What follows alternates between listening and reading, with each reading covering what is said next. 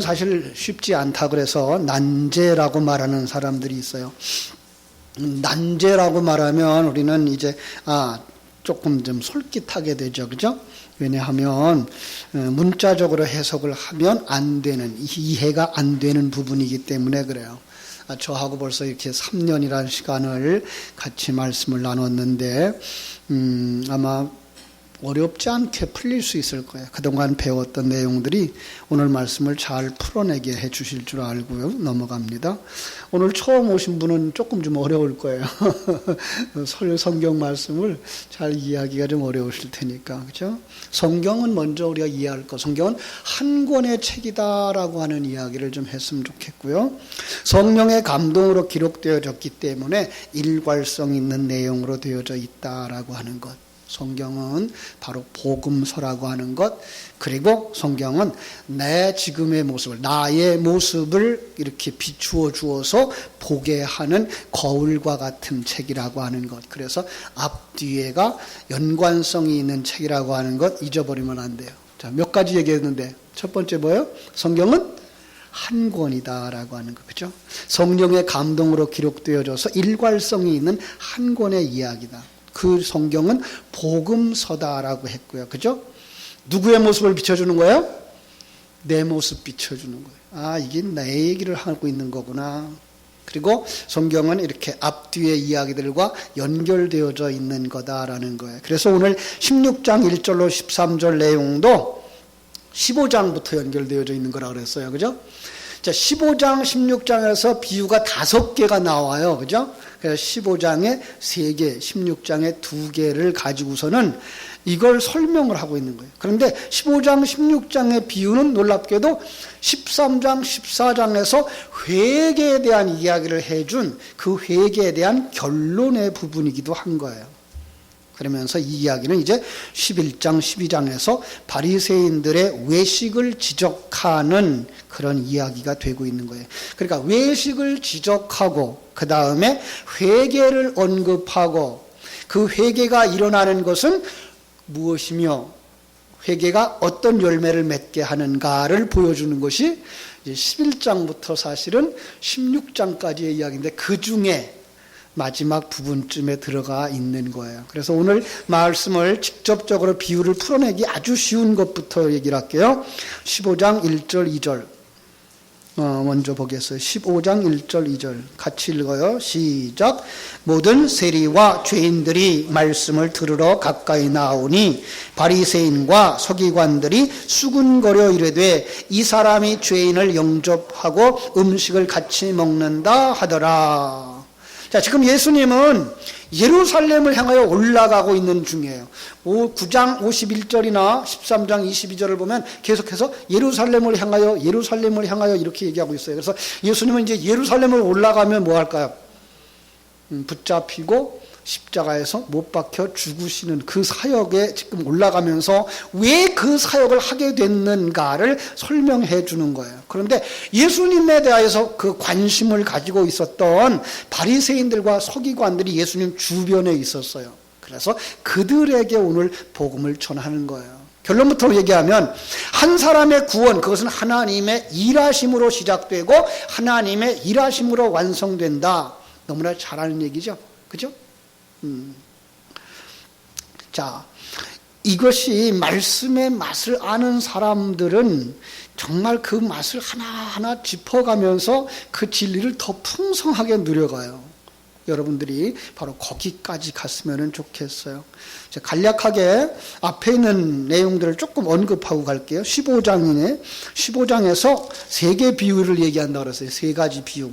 3절부터 예수께서 99마리 양을 울 안에 두고 잃어버린 한 마리 양을 찾으러 가서 그를 찾아가지고 돌아오면서 뭐라 그랬다 그랬어요? 7절.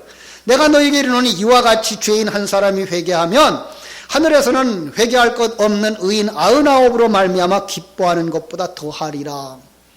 자, 잃어버린 한 마리 양을 찾아가지고 와가지고 잔치를 하면서 이게 바로 회개야 이렇게 얘기를 해준 거예요. 그 다음에 두 번째는 8절하고부터 10절까지 얘기를 하는데 한 여인이 드라크마 10개 중에서 하나를 잊어버렸어요. 그랬더니 그가 그 하나를 찾기까지 막 헤매는 거예요. 그래가지고 마침내 찾았을 때에 뭐라고 말한다고요? 그 9절에 보니까 벗과 이웃을 불러서 모으고 나와 함께 즐기자. 나는 잃어버렸던 드라크마를 찾았다라고 얘기한대요.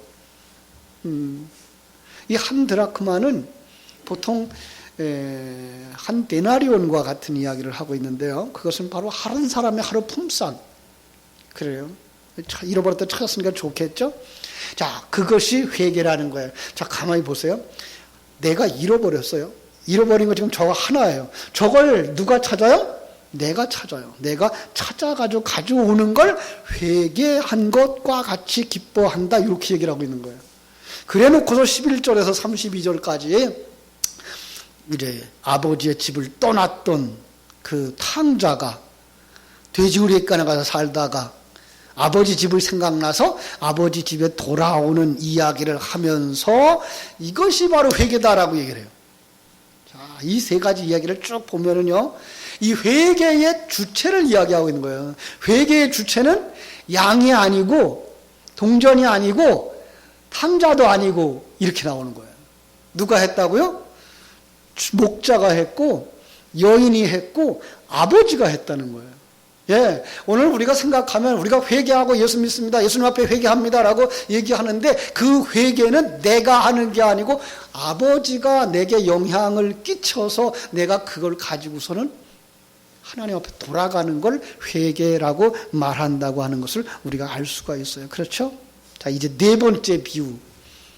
여기에는 그 회개의 이야기에 주체가 안 나와요. 누가 그를 회개시켰지라는 이야기가 잘 안 비춰져 있어요. 그리고 다섯 번째 이야기에서는 이제 부자와 거지 나사로의 이야기를 하면서 거지 나사로는 천국에 들어갔어. 아브라함 품에 들어갔어. 라고 얘기를 하고 부자는 못 들어갔어. 이런 얘기를 해요. 여기 네 번째, 다섯 번째 이야기 속에 이 문제를 풀어가는 열쇠가 있습니다. 자, 개역 성경에서는 그 16장 머리 위에다가 뭐라고 붙여놨는가 하면 불의한 청지기의 비유 그려놨어요. 자, 이번 성경은 옳지 않은 청지기 이렇게 돼 있어서 조금 이해하기가 조금 어려운데요. 불의라고 써놓으면 무엇과 대조를 이루죠? 의와 대조를 이루어서 얼른 이해할 수가 있어요. 그런데 이게 옳지 않은 청지기 이래놓으면 옳은 청지기라는 말이 생각이 나겠죠. 그래서 의와 불의를 대조하는 데는 조금 좀 어색해요.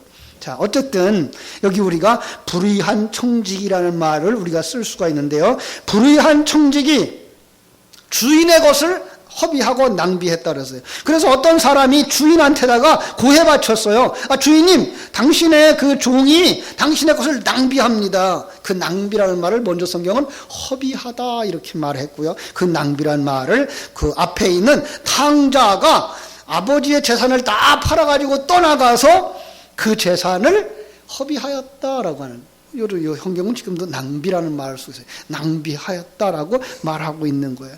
자, 그랬더니 이번에 주인이 그 종에게 명령을 내렸어요. 야, 하던 일 정리하고 그 일에 손 떼라.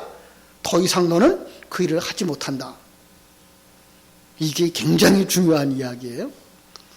자, 그랬더니 청지기가 고민을 해요. 고민 끝에 자신이 맡았던 장부를 들고 빚쟁이들을 찾아가서 빚쟁이들 불러가지고 빚쟁이한테다가 뭐라 그래요? 너 몇 가마 빚졌어? 예, 100가만입니다. 그럼 뭐라고 쓰라고요? 80이라고 써라. 너 기름 몇 말 빚졌어? 예, 100말입니다. 그럼 50말이라고 써라.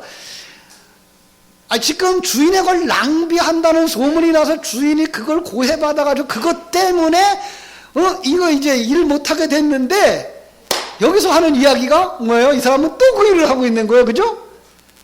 이렇게 보면 이제 우리는 답을 못 찾아요. 여기서부터 주인의 칭찬부터 봅시다. 8절, 9절, 10절 잘 들어보세요. 그렇게 행하고 있는 그 종의 이야기를 전에 들은 주인이 뭐라 그래요? 이 옳지 않은 청지기가 이를 지혜롭게 하였으므로 칭찬하였으니 이 세대의 아들들이 자기 시대에 있어서는 빛의 아들들보다 더 지혜로우니라. 내가 너에게 말하노니 불의의 재물로 친구를 사귀라. 그리하면 그 재물이 없어질 때에 그들이 너희를 영주할 처소로 영접하리라. 지극히 작은 것에 충성된 자는 큰 것에도 충성되고 지극히 작은 것에 불의한 자는 큰 것에도 불의하니라. 자, 우리가 알고 있는 도리, 세속적인 관점으로는 이해가 안 되는 부분이에요. 그래서 많은 사람이 이걸 난제라고 생각하는 거예요. 그럼 우리는 어떻게 해석할까요? 한 걸음 뒤로 물러서면 돼요.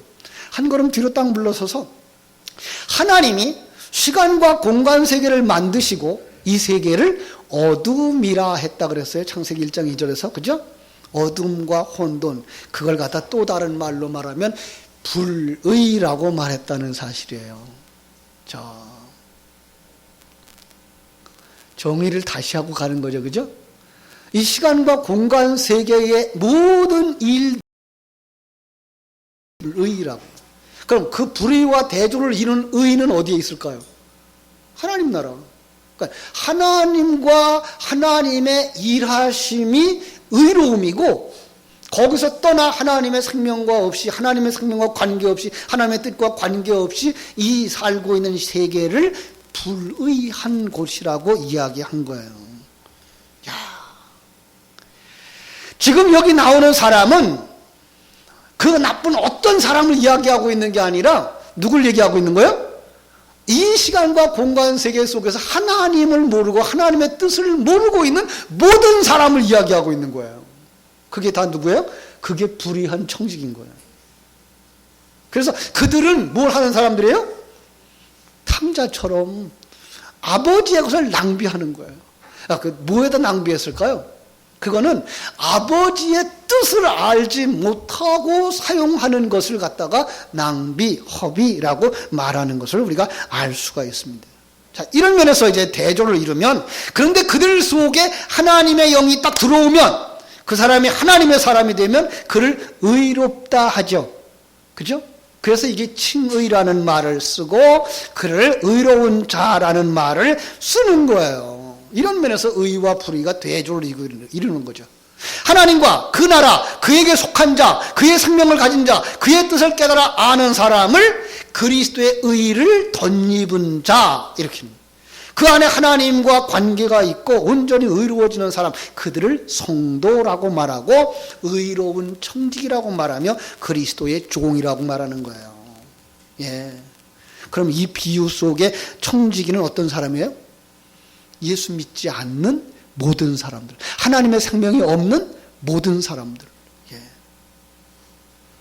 자, 아직 하나님의 생명을 가지지 못했어요. 그래서 하나님의 뜻을 깨닫지 못했어요. 무엇이 하나님의 일인지, 하나님이 이 땅에 사는 동안 무엇을 하라고 나를 보내셨는지 모르는 사람, 그 사람을 뭐라 그래요? 주인의 것을 소비하는 사람, 허비하는 사람.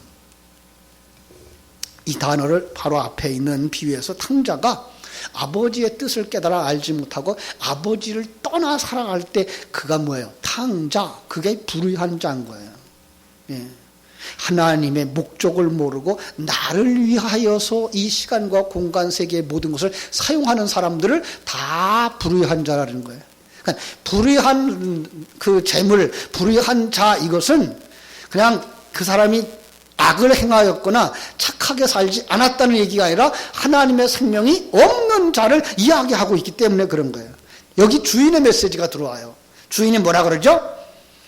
주인이 그를 불러 이르되 내가 네게 대하여 들은 이 말이 어찌 됨이냐? 네가 보던 이 일을 셈하라. 청무지기 직무를 계속하지 못하리라. 다른 성경 말로 말씀을 줄게요. 히브리서 9장 7절, 27절. 한 번 죽는 것은 사람에게 정하신 것이요, 그 후에는 심판이 있으리라. 예. 알아듣기 쉽게 얘기하면 너는 죽어, 이 얘기예요. 이 땅에 살아가는 모든 사람들을 향해서 당신은 죽어. 근데 죽는 걸로 끝나지 아니하고 심판을 받아야 되는 거예요. 너는 언젠간 죽을 거야. 그리고 심판이 있는 거야. 딱 듣는 순간 이 사람이 정신이 번쩍 난 거예요. 아, 나는 죽는 거구나. 아, 나는 이 세상에서 그저 하나님이 허락한 생명까지만 살고 그 다음엔 이 세상에서 더 살지 못하는 자구나. 그리고 그걸로 끝나지 않냐고 그 후에 심판이 있다는 거구나.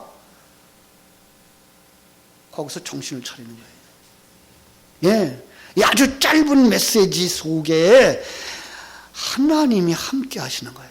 성령이 함께 하시는 거예요. 그 성령이 오시면 뭐라 그랬어요? 요한복음 16장 8절. 예, 죄에 대하여, 의에 대하여, 심판에 대하여 책망하신다고요. 여기 세상을 책망하신대요. 자기 백성을 책망하는 거예요. 자기 백성은 성령이 오시면 그걸 깨달아요. 아, 이게 죄구나. 이제까지 하나님 없이 살았던 이게 죄구나. 아, 이제까지 나만 중심에서 살았던 거 이게 죄구나. 나만 잘만 살고 내가 다 죄를 짓지 않고 살면 나는 이게 잘하는 건 줄 알았더니 이것조차도 죄구나. 죄에 대해 책망하는 거예요. 의가 뭐예요? 너희는 불의한 자야. 그렇게 살아가는 게 불의야. 하나님의 뜻을 깨달아 알지 못하고 이 땅에서 아무리 잘 살아도 그게 불의야 라고 하는 걸 깨달아가는 거예요. 아, 큰일 났구나. 이렇게 되면 심판받는 거구나. 이렇게 하면 지옥 가는 거구나. 그걸 누구만 알아요? 성령 받은 사람들, 성도들만 아는 거예요. 지금 이 불의한 청지기를 이걸 들은 거예요. 오늘 이 말씀을 다시 듣는 것과 같이 그는 어떤 한순간에 그 마음속에 막 bek혀오를 그 말씀을 딱 들은 거예요. 그죠? 가치관의 변화가 일어난 거예요. 삶의 이유가 뭔지 알고 자기 사명을 깨달은. 그래서 이 청지기에서 곧바로 어떤 행동이 나와요. 어떤 행동일까요? 자, 그는 이제 하나님의 생명을 가진 자가 된 거예요. 하나님의 뜻을 아는 자가 된 거예요. 그리고 세상을 보는 눈이 열려진 거예요. 주인의 것이 무엇인지, 주인의 것이 왜 필요한지, 주인의 것이 뭐에 쓰여야 되는지를 깨달아 알았는 거예요. 그리고서 행동을 하는 거예요. 주인의 것을 탕감하는 일을 하는 거예요. 자, 이걸 세상의 눈으로만 보면 똑같이 나쁜 짓이에요. 주인의 것을 막 깎아줘요. 그죠? 주인의 것을 절반 두고 막 깎아줘요. 그런 법이 어디 있어요? 그런데 그 주인이 한 얘기가 있어요. 주인이 뭐라 그래요? 그를 칭찬한다고요. 자, 여기에 그 행위에 담겨진 하나님의 뜻을 깨달아 알면 놀라운 비밀을 발견하게 돼요. 자, 5절 6절 다시 봐요. 주인에게 빚진 자를 일일이 불러다가 묻습니다. 네가 주인에게 얼마를 빚졌느냐? 기름 100마리입니다. 그럼 앉아서 여기 50마리라고 써라. 밀 100석입니다. 그럼 여기다 80석이라고 써라. 이 소식을 들은 주인이 이제야 제대로 하는구나. 이래요. 칭찬을 해요. 그리고 알아들을 수 없는 말을 해요. 9절. 내가 너에게 말하노니 불의한 재물로 친구를 사귀라. 그리하면 그 재물이 없어질 때에 그들이 너희를 영주할 초소로 영접하리라. 여기 열쇠가 있어요. 열쇠가 여기 있어요. 자, 불의한 재물이 뭐라 그랬어요? 이 세상에 있는 모든 것. 그냥 어떤 사람이 재물을 쌓아둔 것, 어떤 실세가 재산 긁어모은 것, 사기치고 건물 거짓말해서 재물 쌓아놓은 그것이만 불의한 재물이 아니라 지금 성경은 이 세상에 있는 모든 것을 불의의 재물이라고 정의하는 거예요. 그것 가지고 뭐 사기라고요? 친구를 사귀라고 해요. 그러니까 이 세상에 있는 모든 사건과 모든 물질과 모든 시간은 우리에게 친구가 있다는 것을 깨달아 알고 그 친구와 가까워지는 기회로 삼으라고 하나님이 계시의 도구로 우리에게 주신 거예요. 여기에 재미가 있는 거예요. 그래서 여기 나오는 친구가 누굴까요? 친구. 어떤 친구? 요한복음 15장 12절로 15절에 가면 이런 말씀이 있어요. 내 계명은 곧 내가 너희를 사랑한 것 같이 너희도 서로 사랑하라 하는 것이 이것이니라. 사람이 친구를 위하여 자기 목숨을 버리면 이에서 더 큰 사랑이 없나니 너희가 나의 명하는 대로 행하면 곧 나의 친구라. 이제부터는 너희를 종이라 하지 아니하리니 종은 주인이 하는 것을 알지 못함이라. 너희를 친구라 하였노니 내가 내 아버지께 들은 것을 다 너희에게 알게 하였음이니라. 자, 여기에 이런 얘기가 있어요. 친구를 위하여 자기 목숨을 버리는 자, 이게 친구래요. 여러분, 친구를 위하여서 자기 목숨을 버릴 수 있어요, 여러분은? 좀 죄송하지만 그게 안 되겠죠? 근데 그렇게 하신 분이 있어요. 누구죠? 우리 예수님이요. 우리 예수님이 우리를 살리기 위해서 친히 자기 목숨을 내주셨다고요. 그러면서 다가와서 내가 너희를 위하여서 목숨을 내준 너희 친구야 라고 말하는 거예요. 그 친구 사귀라는 거예요. 그 친구 사귀어야만 뭐라고 되어 있어요? 뭐라고 되어 있어요? 그 재물이 없어질 때에, 무슨 뜻이에요? 더 이상 그 재물이 너희의 것이 아닌 어느 날, 이 세상을 떠나는 그날, 너를 어디로 데려갈 거다? 영원히 거주할 장소로 너희를 데려가리라. 거기서 너를 영접하리라. 이렇게 말씀하고 있는 거예요. 그렇습니다. 사랑하는 여러분, 우리는 주님의 친구가 되었습니다. 우리는 이제 주님의 뜻이 무엇인지 아는 자가 되어졌습니다. 하나님은 이 세상 모든 것을 통해서 우리에게 계시하고 계신 거예요. 우리가 이 모든 것을 통해서 성자 하나님이 나의 구원을 위해 목숨을 버리신 분이라는 것을 알기를 원하는 거예요. 이 재물을 통해서, 이 재물로 묘사되어지고 있는 이 땅의 모든 것을 통해서 하나님은 그 하나님의 일하심, 성부 하나님의 일하심, 성자 하나님의 일하심, 성령 하나님의 일하심을 우리에게 계시해 주고 있는 거예요. 그걸 깨달아 아는 자들이 하나님의 사람들, 더 정확하게 말하면 청지기들인 거예요. 여러분, 우리는 청지기입니다. 자, 그럼 어떻게 해야 될까요? 청지기가 자기 직무를 해야 돼요. 내 자녀에게, 내 형제에게 그들의 빚을 탕감받도록 해 주어야 되는 거예요. 예. 여러분, 마태복음 18장에 가면 이런 비유가 있죠. 제자들이 와서 물어봐요. 우리가 친구가 잘못하면 몇 번이나 용서하면 됩니까? 몇 번 용서할까요? 7번쯤 용서하면 됩니까? 그래요. 그랬더니 70번씩 7번이라도 용서해라. 우리는 정말 영원히 용서받을 대상이지 누구를 용서하고 할 자신이 없어요. 그러면서 뭐라고 말해요? 비유를 하나 얘기하는데 그 비유 속에서 뭐라 그래요? 어떤 임금이 부자예요. 그래서 이제 남한테 이렇게 돈을 자꾸 빌려줬어요. 그런데 어떤 한 사람이 자꾸만 빚을 빌려갔는지 그 사람을 잡아다 놓고 너 빚 얼마냐 그래 물어보니까 몇 달란트? 1만 달란트래요. 야, 나 그래서 한번 계산해 봤어요. 1만 달란트가 얼마일까? 오늘 유치부하고 같이 계산한 것처럼 같이 계산해 봤어요. 한 달란트가 이게 금으로 따져서 34kg이래요. 몇 돈? 몇 돈이에요?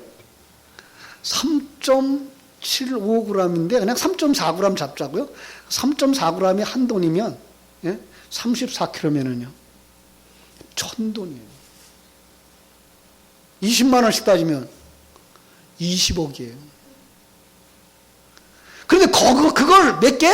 1만을 곱하면 한번 곱해봤어요. 얼마쯤 될까요? 20조. 우리는 너무나 숫자 개념이 없어서 20조 그러면 얼마인지 몰라. 그거는 1억도 많아서 못해 계산을 못하는데 뭐 20조를 어떻게 계산을 하고 살아요?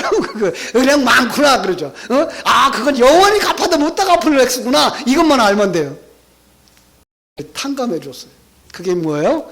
그게 죄를 용서해 주었다는 것과 똑같은 글씨예요. 성경에 나오는 탕감이라는 것과 속죄라는 말이 똑같은 글씨예요. 우리가 영원히 지옥에 갇혀서 나올 수 없는 그 큰 죄를 사함받은 자구나. 그런데 이 친구가 집으로 돌아가다가 친구를 하나 만났어요. 친구. 그랬더니 그가 100데나리온의 빚을 진자. 100데나리온. 100데나리온이 얼마쯤 될 것 같아요? 이거는 그 사람의 한 100일 품삯도 안 되는 거래요.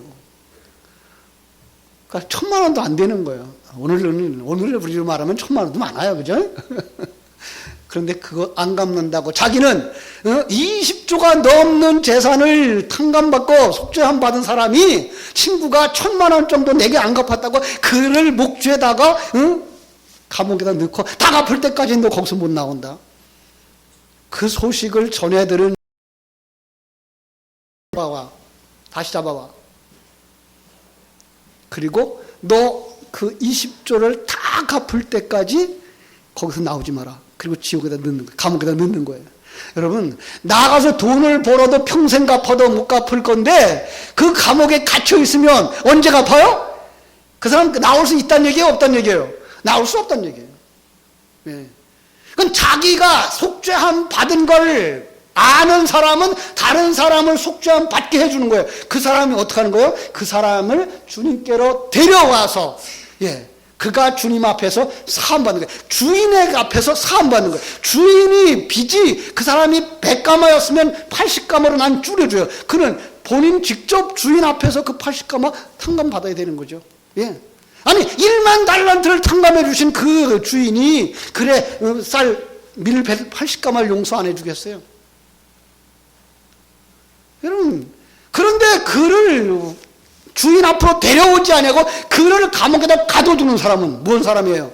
그 복음을, 속죄의 복음을, 사죄의 복음을 전해주지 않는 자, 그가 뭐 한 거예요? 그가 불의한 청직이에요. 칭찬 들을 수 없는 사람인 거예요. 자, 우린 지금 어떤 자리에 서 있습니까? 이 용서받은 은혜를 아는 자인가요? 정말 여러분은 하나님이 여러분에게 그 은혜를 주셨다고 믿습니까? 대답도 안 해요, 이제는. 그죠? 여러분, 그 용서함 받은 자리로 내 자녀들을 데려와야 돼요. 내 이웃을 데려와야 돼요. 내 부모를 데려와야 되고, 내 형제를 데려와야 돼요. 그죠? 우리가 그를 데려오지 못하면 뭐 해야 돼요? 우리에게 있는 것을 가르쳐야 돼요. 여러분, 교사입니까? 그렇다면 교사로서의 역할을 충성스럽게 감당하셔야 돼요. 구역장입니까? 구역장의 역할을 충성스럽게 감당해야 돼요. 여러분, 그걸 감당하면 그 사람이 그걸 배워서 그 사람만 복을 받는 게 아니라 더 놀라운 건 여러분 자신이 그것을 되새김질하고 그에게 전해줄 때 여러분 속에 있는 진리가 더 확실해지고 더 충만되어져. 실상 복을 더 많이 받는 사람은 누구예요? 가르치는 자예요. 근데 우리는 그걸 거절해요. 그걸 포기해요. 연말이 되면 참 걱정이 많아요. 전부 다 안 하겠다네. 구역장 안 하겠대. 교사 안 하겠대. 그럼 우리 어린 생명들 누가 가르치란 말이에요. 당신에게 맡겨준 그 일을 안 하면 누가 할 거예요. 여러분에게 주신 그 은혜를 더 충만하게 하고 여러분이 용서함 받은 것에 대해서 그 용서의 복음을 그들에게 전해줘서 그들이 사함받게 해주어서 살아나야 되는데 우리는 오늘 낮 시간에도 얘기했지만 세상 일이 더 중요해. 그 세상 일이 바빠서 그 일을 못하겠대. 여러분, 정말 이거는 하나님의 생명을 가진 자들이 감히 입에 담을 수가 없는 말이에요. 무엇이 하나님이 내게 주신 본분인지를 잃어버린 사람이에요. 정말 우리가 하나님의 생명을 가진 하나님의 사랑받은 청직이라 그런다면 그 자리에 서 계셔야 돼요. 그건 목사가 주는 자리도 아니고요. 교인들이 세우는 자리도 아니에요. 하나님이 세운 자리예요. 여러분, 아무것도 난 할 수 없어요. 능력이 없어요. 아니요. 하나님이 여러분 속에 부어주셨다니까요. 그 일을 감당하시라고요. 그러면 여러분이 먼저 살아나고 여러분이 살아나는 그 과정 속에서 다른 사람에게 생명이 흘러 넘쳐나는 거예요. 여기 앞에 서 있는 목사가 뭐 대단한 줄 아십니까? 아니요. 부족한 사람 중에 부족한 사람이에요. 그런데 왜 서 있어요? 하나님이 저를 통해서 여러분에게 이 복음을 전하면서 그 복음으로 저를 살리겠다고 세우시기 때문에 제가 서 있는 거예요. 구역장님들도 그 자리에 서셔야 돼요. 교사들도 그 자리에 서 있어야 돼요. 직분자들이 그 자리에 서야 돼요. 여러분, 장로님들이 그 자리에 서셔야 되고요. 권사님들이 그 자리에 서셔야 되고, 안수집사님들이 그 자리에 서셔야 돼요. 내가 여기 있나이다. 나를 보내소서 자원할 수 있어야지요. 그래야 교회가 살아요. 아니, 그래야 내가 살아요. 내가 살아야 그가 살아요. 내가 살아야 교회가 살아요. 예, 하나님은 그래서 여러분을 그 자리에 세우신 거예요. 뒷걸음질 치지 마세요. 하나님이 그 주신 은사를, 오늘 우리 유치부랑 얘기를 하면서 그 얘기를 했어요. 5달란트 받은 자 가서 열심히 장사하니까 5달란트를 남겨요. 예. 여러분에게 2달란트 주셨습니까? 가서 열심히 하시면 여러분 속에 배로 늘어나요. 예. 그게 착하고 충성된 종이에요. 우리는 주님 앞에 착하고 충성된 종아, 네가 작은 일에 충성했으니 주인의 잔치에 참여할지어다 칭찬 듣는 그 자리에 설 수 있게 되기를 주님의 이름으로 축원합니다. 기도하겠습니다. 하나님 아버지, 감사합니다. 불의한 청지기, 그는 하나님을 알지 못하는 자였습니다. 그런데 그가 주인의 그 한마디,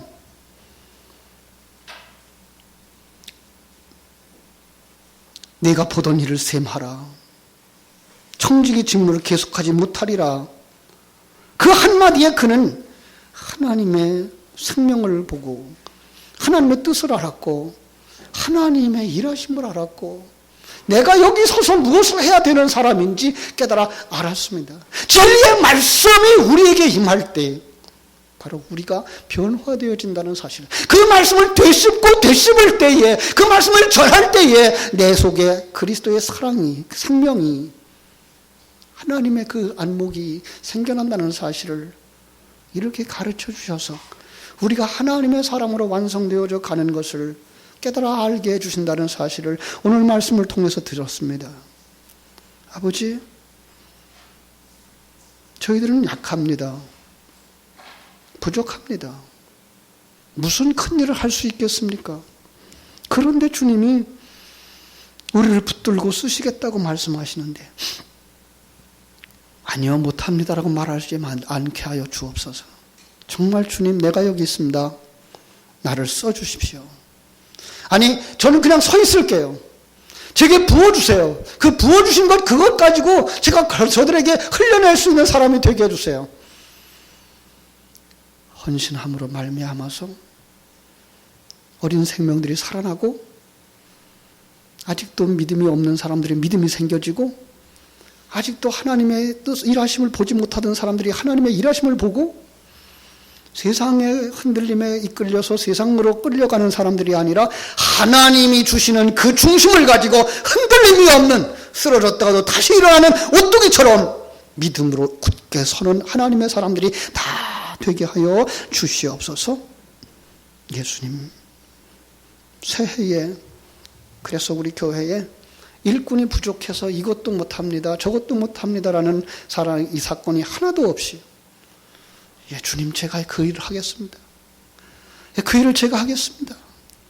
앞장서서 나옴으로 말미암아서 정말 일이 잘 되어져 가고, 하나님의 생명이 풍성해져 가고, 주일학교가 살아나고, 기관들이 살아나고, 교회가 살아나는 하나님의 교회가 되도록 축복하여 주시옵소서.